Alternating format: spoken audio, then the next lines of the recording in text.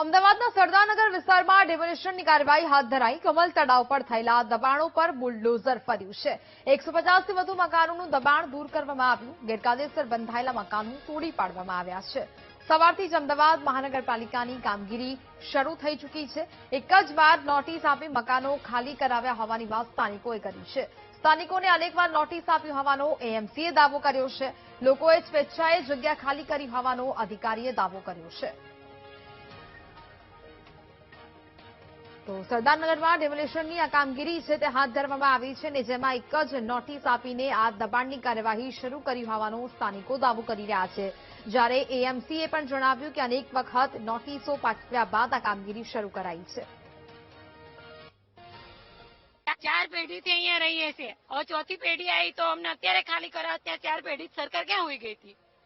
એ તો વિચારો કે ત્યાં 4 પેઢીમાં તમને એ તમારી સરકારી જમીન ના આંબરી, આટલા વર્ષે આંબરી, આટલા વર્ષની અમારી મહેનત અમે નાખી દીધી. હવે અમે બચ્ચાઓ નાના લઈને ભણાવવા ક્યાં જઈએ? અમારા છોકરાઓ સ્કૂલ છોડાવવાની તમે કહો ભણાવો બચ્ચાઓ, કેવી રીતના ભણાવીએ? મારે મકાન નહીં મળતું, હું સામાન લઈને બેઠી છું. મારે સામાન લઈને બેઠી છું. ક્યાંય મકાન નથી, મારા બાબા નથી, ઘરવાળો નથી, કોઈ નથી. હું એકલી છું. હું ક્યાં જઈશ બોલો? સામાન આવી ઠંડીમાં લઈને બેઠી છું. મને મકાન આપો એટલું કહું છું. બસ મકાન આપો, મને મકાન આપો, મકાન જોઈ છે. આપણે નોટિસ આપેલી છે. લોકોએ પોતાની જાતે મકાનો ખાલી કરી દીધેલ છે.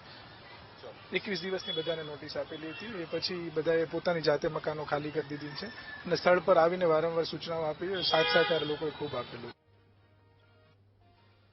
અમદાવાદના સરદારનગરમાં સરકારી જમીન પર કરોડોનો બંગલો જોવા મળ્યો. શાર્દુલ નામના વ્યક્તિ 1 વર્ષ પહેલા 1.5 કરોડનો બંગલો અહીંયા બનાવી દીધો. ડેમોલિશન દરમિયાન એએમસી આ બંગલો તોડી પાડ્યો છે. હાઇડ્રોલિક મશીનથી કોર્પોરેશનની ટીમે આ બંગલો તોડી પાડવાની કામગીરી હાથ ધરી હતી. એએમસીનું આ મેગા ડેમોલિશન ચાલી રહ્યું છે અને તેમાં આ બંગલો પણ તોડી પાડવામાં આવ્યો છે.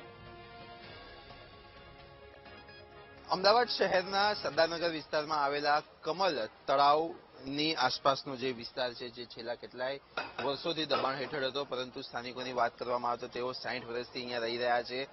લાઇટ બિલ, ટેક્સ બિલ સહિત તમામ દસ્તાવેજો તેમની પાસે છે. તેમ છતાં પણ અમદાવાદ મ્યુનિસિપલ કોર્પોરેશન દ્વારા આ જે દબાણ છે તે દબાણ તોડવામાં આવ્યું છે. કોર્પોરેશન કહે છે કે આ વોટર બોડી છે, વોટર બોડી ઉપર દબાણ કરવામાં આવ્યું હતું એટલે ખાલી કરવામાં આવી રહ્યું છે. પરંતુ તમે જે રીતના આ દ્રશ્યો જોઈ રહ્યા છો કે જેસીબીથી અને અત્યારે જે સ્પેશિયલ જે હાઇડ્રોલિક મશીન છે તેનાથી આ જે મકાન તોડવામાં આવી રહ્યું છે, એ આ મકાનની સ્પેશિયલી વાત કરવામાં આવે તો આ મકાન જે છે એ લગભગ 1.5 કરોડની આસપાસનું આ મકાન છે કે જે ગેરકાયદેસર રીતે બનાવવામાં આવ્યું હોવાની વાત સામે આવી હતી અને અમદાવાદ મ્યુનિસિપલ કોર્પોરેશન તંત્ર દ્વારા 1.5 કરોડના ગેરકાયદેસર મકાન ઉપર અત્યારે બુલડોઝર ફેરવવામાં આવી રહ્યું છે. મસ્ત મોટું એક બંગલા ટાઈપ 1.5 કરોડ રૂપિયાની કિંમતનું આ મકાન બનાવ્યા હોવાની વાત પણ અહીંયા સ્થાનિકોમાં ચર્ચા છે.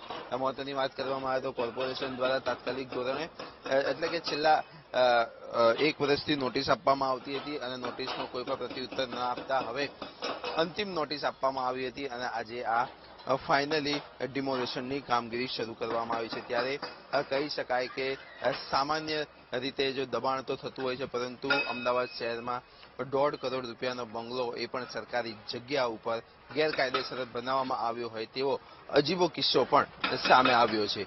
કેમેરામેન રાજેશ ગઢવી સાથે પાર્થ જાની, વીટીવી ન્યૂઝ, અમદાવાદ.